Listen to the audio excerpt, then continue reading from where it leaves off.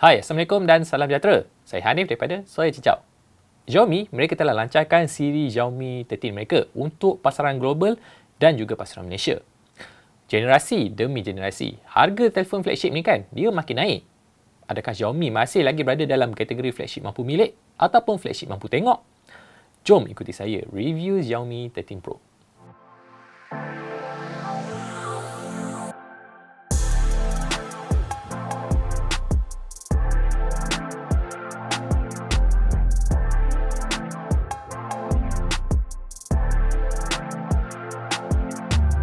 Xiaomi 13 Pro menampilkan rekaan melengkung di kedua-dua sisi untuk ilusi bingkai nipis. Di bahagian depan, perlindungan kaca Corning Gorilla digunakan, sementara di bahagian belakang, pengeluarannya menggunakan materi seramik.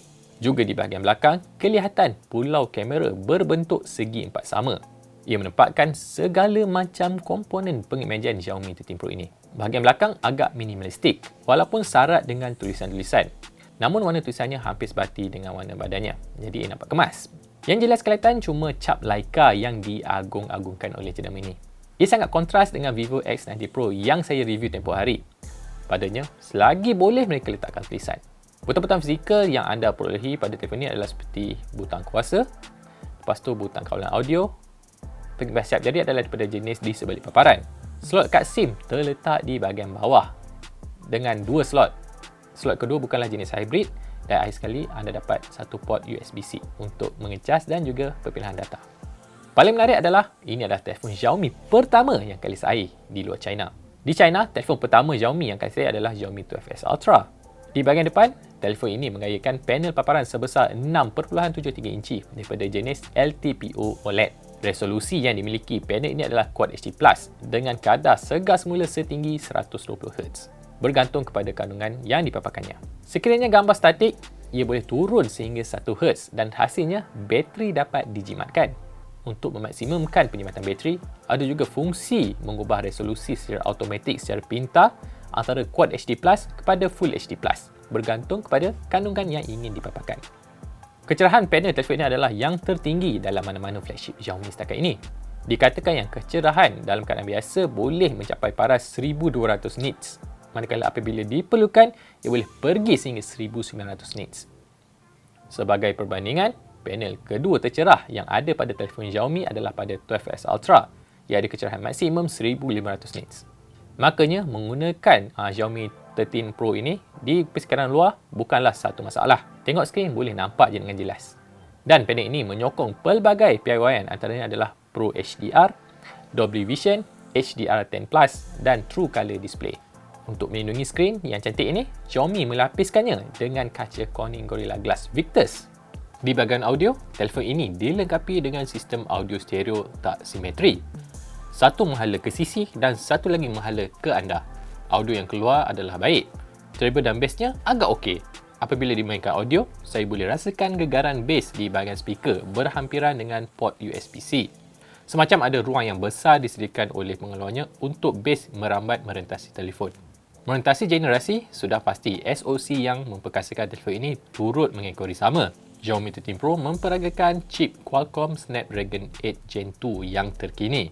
Untuk pasaran Malaysia, kita beroleh dua varian Xiaomi 13 Pro iaitu yang ada storan 256GB dan 512GB.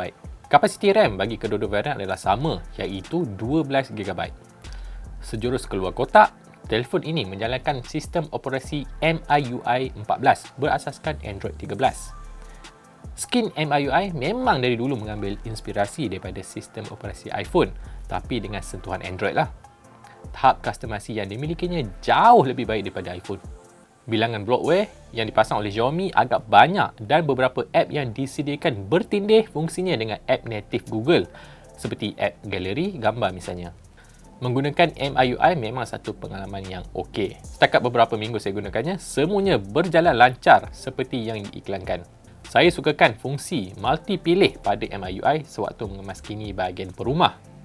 Saya juga sukakan ciri yang bolehkan saya buang banyak aplikasi secara serentak. Bila bermain permainan, saya cuba beberapa permainan biasa seperti Genshin Impact, Mobile Legends dan Asphalt 9. Belakang badannya agak suam sewaktu bermain, tapi tidaklah terlalu panas. Yang agak terasa panasnya adalah kerangka besi di bahagian sisi. Memang jelas dia punya terasa haba dia. Tapi bila menggunakan casing, ia menambah baik pengalaman bermain di telefon Xiaomi 13 Pro ini. Semua tetapan disetkan pada tetapan yang tertinggi. Ia boleh menjalankan semua game tanpa masalah.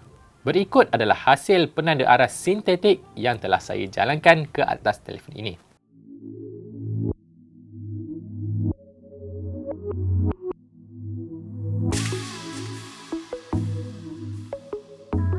Xiaomi 13 Pro dilengkapi dengan sistem bateri berkapasiti 4820 mAh.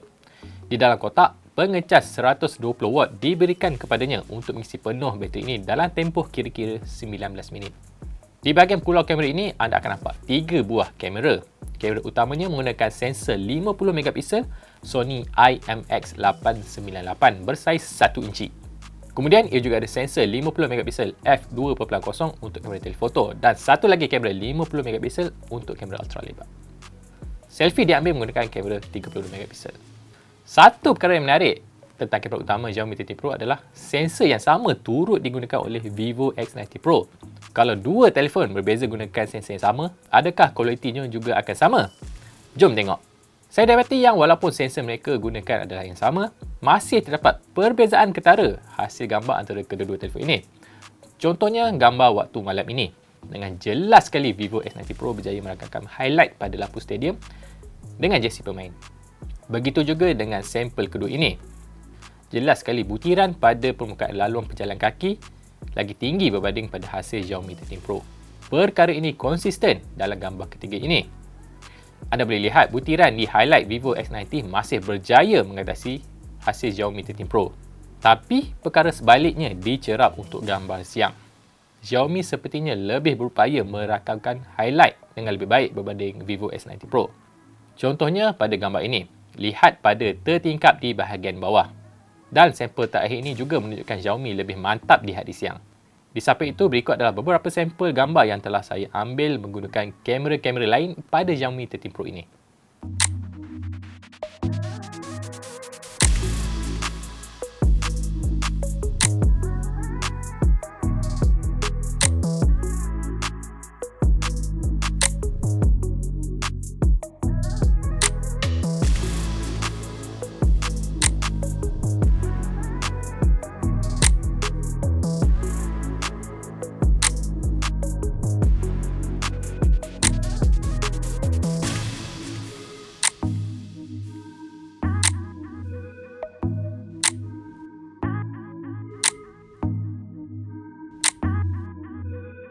Seperti yang saya cakapkan di awal video tadi, harga flagship Xiaomi semakin mahal. Kini, ia menghampiri paras RM5,000. Di Malaysia, Xiaomi 13 Pro yang ada RAM 12GB, storan 256GB dijual pada harga RM4,599. Manakala yang ada storan 512GB pada harga RM4,999. Mungkin asal mereka adalah kini ia ada IP68 dengan kerjasama dengan Leica. Di samping segala macam komponen flagship untuk tahun 2023. Sebagai perspektif, ia RM100 lebih murah daripada Samsung Galaxy S23 Plus varian 256GB pada harga RM4,699. Tapi pesaing Galaxy S23 itu cuma RAM dia 8GB sajalah. Namun, sokongan perisian Samsung dan ekosistemnya agak menarik untuk dipertimbangkan.